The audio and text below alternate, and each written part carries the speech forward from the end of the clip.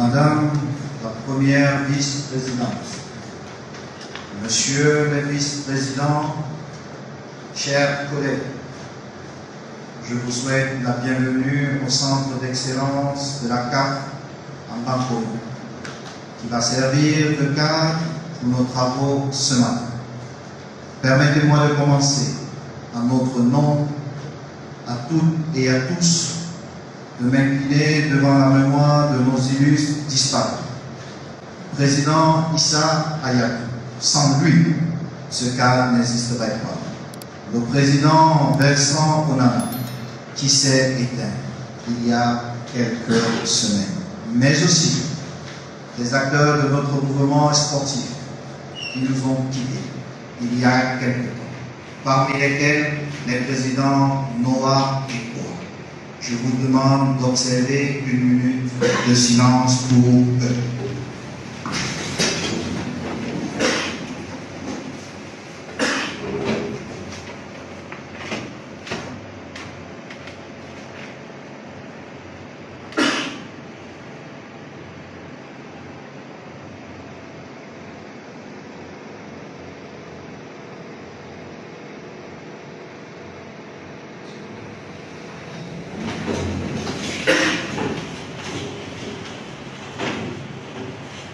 Chers collègues, nous avons vécu une année 2024 difficile, principalement dans le cadre de ce que les commentateurs ont qualifié de crise Mitsef-Pekafut.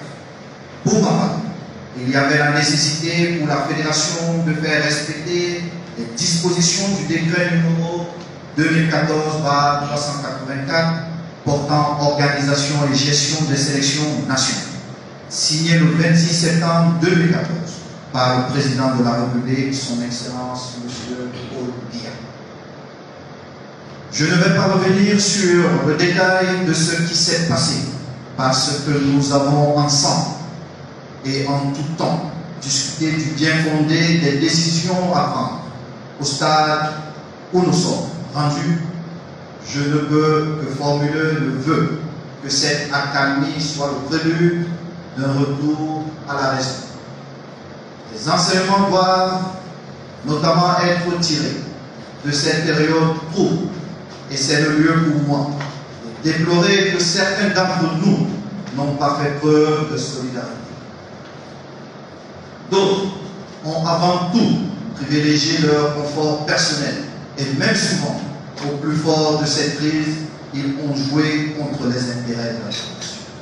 C'est aussi le lieu pour moi de dire à mon père, professeur Mungondor, un grand merci devant vous tous.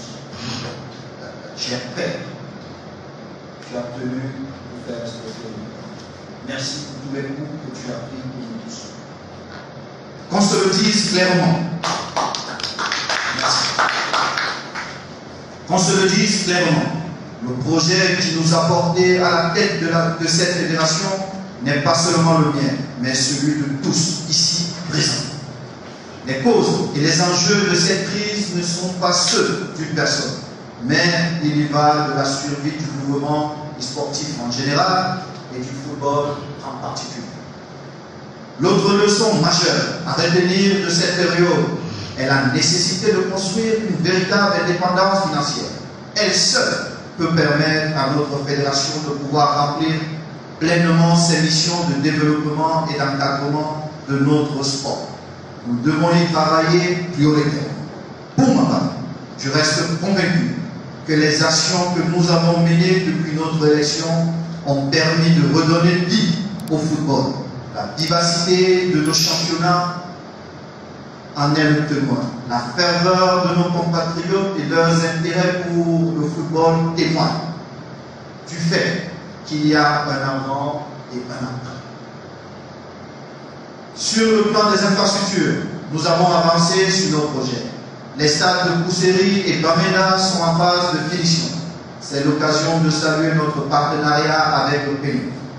Le siège de Ouaka est en travaux et nous avons bon espoir qu'en milieu d'année prochaine, nous pourrons y aménager. L'année qui s'achève a été très difficile sur le plan financier, dans le contexte que nous avons connu. la fédération a dû prendre sur ses fonds propres des dépenses importantes afin de supporter certaines charges des sélections nationales. Il faut le dire aussi, les nombreux procès et procédures judiciaires fallacieuses ont causé un préjudice financier important à la fédération. Autant de ressources qui n'ont pas été consacrées au financement du football.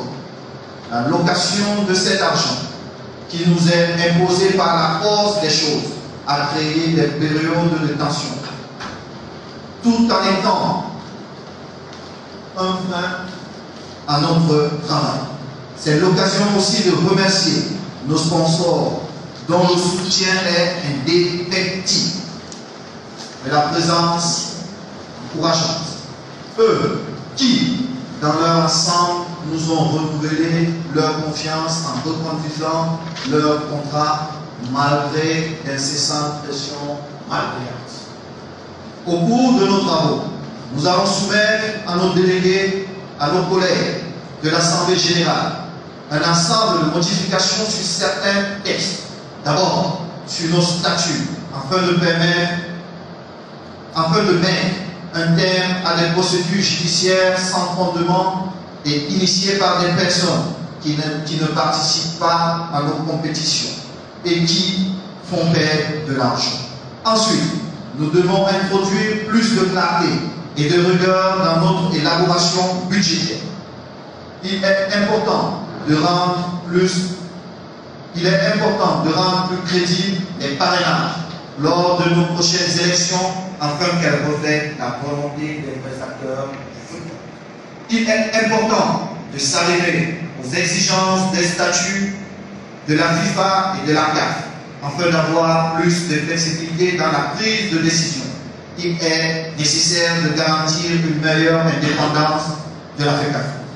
Les modifications apportées à notre régime interne de passation de marché ont aussi principalement pour but de s'adapter à notre réalité. Nous avons hérité d'un copier-coller qui, au quotidien, ne permet pas de mener nos opérations en toute transparence. La nécessité de la réforme de notre régime financier va permettre d'accélérer notre ancrage vers une meilleure gouvernance. L'ajustement de l'organigramme participe aussi à ces actions qui permettront de rendre les ressources plus efficaces. Au vu de tout ce qui précède, il est essentiel de réaffirmer notre objectif, qui demeure inchangé depuis ma prise de fonction à la tête de cette fédération. Nous devons intensifier nos efforts collectifs afin qu'ensemble nous œuvrions à redonner à notre pays le plaisir de la victoire et au football camerounais toute sa grandeur. Je vous remercie pour votre aimable et bienveillante attention.